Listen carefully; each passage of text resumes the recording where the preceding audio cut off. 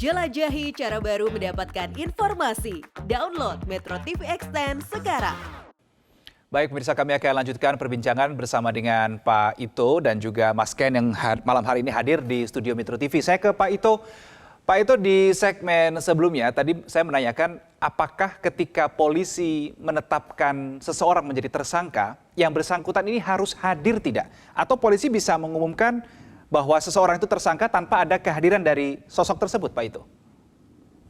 Ya, jadi tersangka itu bisa ada orang itu begitu datang ditetapkan, tetapi bisa juga orang dipanggil sebagai tersangka sementara orang itu belum hadir.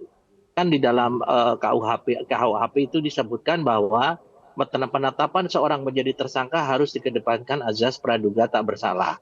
Nah, cuman ada aturannya. Siapapun yang dipanggil penyidik, baik sebagai saksi apalagi tersangka, itu wajib hadir. Kecuali kalau ada alasan misalnya seperti dia sakit. Karena di dalam BAP kan ditanya apakah saudara dalam keadaan sehat atau tidak. Kalau tidak, itu tidak boleh. Kali itu dalam melanggar hak asasi manusia.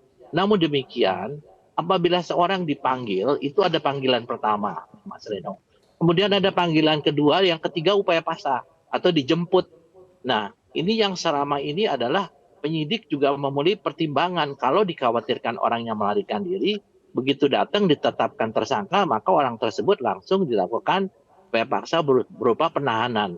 Hanya sejak orang itu ditahan, maka terhitung sejak dia ditahan selama 60 hari, penyidik harus mampu untuk bisa membuat berkas perkara itu diserahkan kepada penuntut umum. Kalau tidak, maka orang itu harus bebas demi hukum. Nah, ini yang saya katakan tadi, sebetulnya penetapan tersangka itu nanti terkait dengan penahanan. Orang bilang, kok udah ditetapkan tersangka belum ditahan? Karena mungkin karena kasusnya rumit dan menyangkut kasus-kasus lain, tentu ini menjadi pertimbangan daripada penyidik. Nah, tadi disampaikan bahwa apakah dia kemungkinan lepas? Kan kalau nggak salah, mungkin Mas Ken pernah menjelaskan ada yang namanya fikih dan ada namanya akidah. Kalau namanya fikih, mungkin boleh saja orang menafsirkan atau melakukan sesuatu yang dilakukan yang tidak sesuai dengan yang kelompok lain. Tapi kalau akidah ini kan nilai yang sifatnya absolut mutlak seperti Al-Quran, ya. Itu kitab suci yang dikatakan itu karangan Nabi Muhammad SAW. Saya kira itu sudah masuk ke dalam penistaan agama.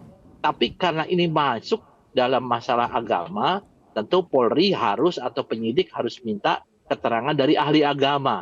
Karena berbeda di sini ranahnya dengan ahli pidana. Hanya karena ini semuanya ada di dalam unsur pidana, tentunya keterangan para ahli agama, lembaga maupun perorangan yang di bawah dilakukan sebagai alat bukti harus diberikan namanya pro justisia, sehingga memiliki kekuatan hukum yang mengikat.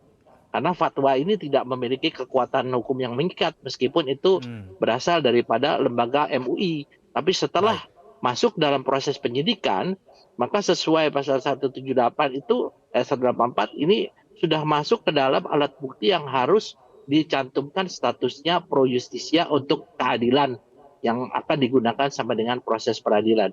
Jadi dia harus hadir, Mas, kecuali tadi kalau orang sakit, nah tapi tentu akan dicek apakah betul dia sakit atau tidak.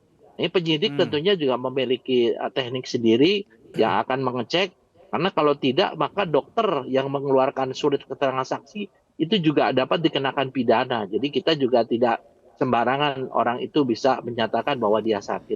Demikian. Oke, baik. Baik, saya ke Mas Ken. Seperti yang kita tahu bahwa pada hari ini 27 Juli 2023 harusnya Panji Gumilang menghadiri panggilan Barreskrim. Di statusnya kasusnya adalah sudah penyidikan, tapi tidak hadir karena alasan tangannya patah, begitu ya, sakit. Menurut Anda ini hanya sebatas alasan sebagai pelapor, ini hanya sebatas alasan atau dari upaya untuk dari upaya untuk menghindar atau seperti apa, Mas Ken? Kami masih berhusnuzon ya, masih berprasangka baik. Ya semoga itu memang sebuah fakta sehingga tidak bisa hadir di persidangan, di pemeriksaan selanjutnya. Tapi memang ya kami akhirnya karena kami memang yang maju, teman-teman akhirnya menyampaikan, jangan-jangan apa yang disampaikan Mas Ken masih kurang dan segala macam. Kok sekarang malah Mas Ken dituduh menjadi orang yang intoleran. Panji Gumilang yang toleran kok. Saya jelaskan juga kepada masyarakat, toleransi yang disampaikan oleh Panji Gumilang itu cuma kamuflase. Karena sejatinya yang ada di sana, konsepnya itu tadi saya sampaikan, makar mendirikan negara dalam negara. Dan Panji Gumilang itu kalau menurut bahasa saya ini adalah orang yang dikasih hati ngerogoh rempelo. Kenapa?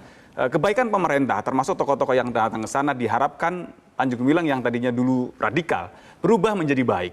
Tapi ternyata kebaikan ini dimanfaatkan untuk membesarkan diri dan kelompoknya. Bahkan rekening-rekening segitu besar, rekening pribadi. Jadi ini yang akhirnya menjadi persoalan. Kalau bicara toleransi, kami sangat menghargai perbedaan karena bagi saya perbedaan itu adalah kehendak Tuhan. Perbedaan ini menjadi sebuah sarana untuk lita'arofu, untuk kita saling mengenal. Ya. Bagaimana supaya kita hidup berdampingan walaupun latar belakang kita berbeda. Tapi kalau hanya sekedar cover, sekedar kamuflase lah, ini yang akhirnya membahayakan. Akhirnya tokoh-tokoh yang hanya ngelihatnya bagus, kan sekarang ada namanya fenomena baru, sebuah kebenaran baru. Pokoknya ngelihat casingnya bagus, pasti bagus. Nah, ngelihat pesantren megah, oh pasti bagus nih. Ngelihat ada kapal gitu kan. Sebenarnya kalau orang nalar, ini bicara pesantren kok mengelola dana sampai belasan triliun. Terus pesantren kok ada galangan kapal, ini kan sebuah struktur negara. Tapi orang tidak mungkin sampai ke... Tapi kalau Anda membaca, saya tidak ngomong lambat ya, karena akan menjadi justifikasi. Proses yang 1 bulan ini belum ada tersangkanya, menurut Anda karena ini juga terjadi di momen tahun politik, ada tekanan politik tidak? Menurut Anda sebagai pelapor? Saya masih berhusnuzon, karena memang tadi disampaikan Pak Ito senada dengan yang saya sampaikan sebelumnya. Ini kasus yang pelit, yang agak sulit karena bukan hanya proses hukum saja, tapi proses setelah hukum ini ditegakkan nanti ada proses selanjutnya tadi. Yang masih perbedaan pendapat ini ya, mau dibekukan atau mau dibina saja gitu kan. Ini kan nanti bakal ada efek selanjutnya dan saya rasa ini harus diselesaikan dulu supaya nanti berbarengan antara proses hukum, ada proses kalau kita sebut di NI Crisis Center kita identifikasi, kita investigasi, kita rehabilitasi atau reideologi. Sekian banyak orang mau diapain. Lah ini kan kita berharap ada kehadiran negara dan benar-benar ya teliti dalam persoalan ini supaya ya diputuskan secara tepat. Jangan sampai nanti ada menjadi polemik lagi di masyarakat. Oke, baik. Saya ke Pak Ito. Pak Ito, saya membaca di beberapa media Anda sempat mengatakan dulu pada saat Anda menangani kasus Panji Gumilang, Anda mengatakan saat itu memang ada kasus pidana makar yang Anda tetapkan untuk beberapa kasus yang terjadi di pondok pesantren Al Zaitun ya. Tetapi Anda saat itu mengatakan saat itu pada tahun itu Panji Gumilang seakan tidak tersentuh. Nah, menurut Anda mencoba membaca, mengingat di tempo dulu dan tempo sekarang, masihkah Panji Gumilang tidak tersentuh, Pak Ito? Begini Mas Reno, di negara kita ini kan sekarang ada namanya proses deradikalisasi. Saya kira Mas Ken tadi sudah sebutkan. Itu adalah upaya persuasi pemerintah. Karena upaya hukum itu adalah upaya yang terakhir bagi orang yang diduga atau disangka melakukan kejahatan. Tentunya ada proses deradikalisasi. Deradikalisasi ini bisa berhasil, bisa juga tidak. Jadi untuk jangankan seorang Panji Gumilang, seorang teroris pun itu diberikan kesempatan untuk bagaimana untuk dia insaf. Nah, kalau kemudian yang tadi disampaikan oleh Mas Ken dikasih hati merogoh merempelo, itu kan istilahnya orang justru program deradikalisasi itu tidak berhasil. Nah, tentunya sekarang yang dikedepankan adalah proses hukum ya sebagai upaya terakhir. Kenapa sekarang terkesan bahwa Panji Gumilang itu sudah sulit ditetapkan sebagai tersangka? Saya selalu berkoordinasi dengan teman-teman penyidik yang kebetulan saya kenal baik ya, dan kebetulan informasinya ada dugaan ada tersangka-tersangka lain, Mas Reno ya, bukan hanya tersangka tunggal. Karena ini kan perbuatan ini dilakukan bukan oleh pribadi Panji Gumilang saja, tentu ada orang yang membantu, tentu ada orang yang turut serta. Nah ini kan juga. Oke.